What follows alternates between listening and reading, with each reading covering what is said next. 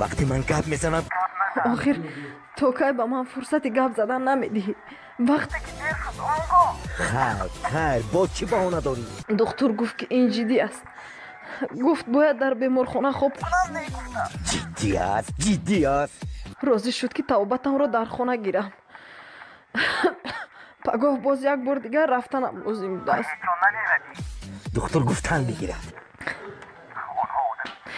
بیمار میبرانند. هفته گذشته تو به خوب آمده رسید. تو از دکتر رفتم من کردی که به این حال رسیدم.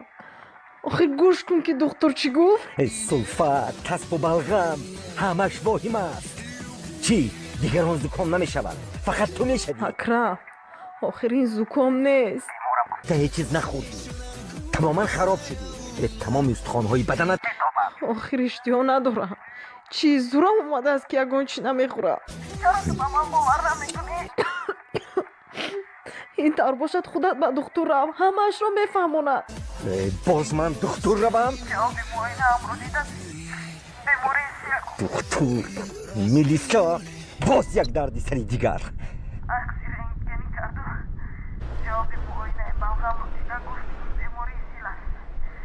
من خودم هم هیچ باور نکردم. دکتر چی گفت میگویی؟ بیماری سیل؟ بله تشخیصم رو بیماری سیل گذاشت.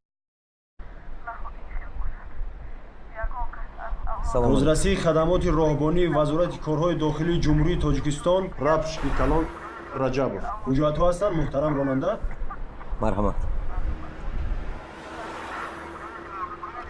سرعت حرکتت رو فهمیدی؟ تو از حد گذشتی. با این سرعت در حیات به هیچ جای نمیرسی.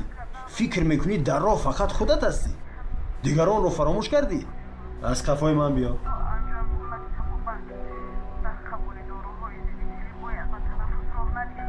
پگاه داروهایم رو میدهد.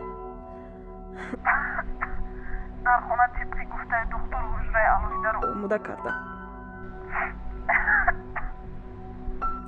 از روز اولی که خودم رو بد حس کردن اگر میموندی که به دکتر میرفتم شاید خوف سرایت کنی دیگران نمیشد. دکتر میگوید که شاید دیگر اعضای اویله هم سرایت شده باشد.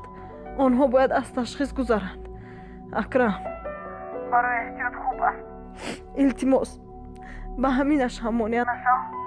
کودکان رو به دکتر بردن لازم. باید از سنجش گذارند. بیماری سیل تبابت شونده است. مراجعت سری وقتی به دکتری محل تبابت را آسانتر کرده خوف سرایت یابی و بیمار شدن اطرافیان را برطرف می‌کند.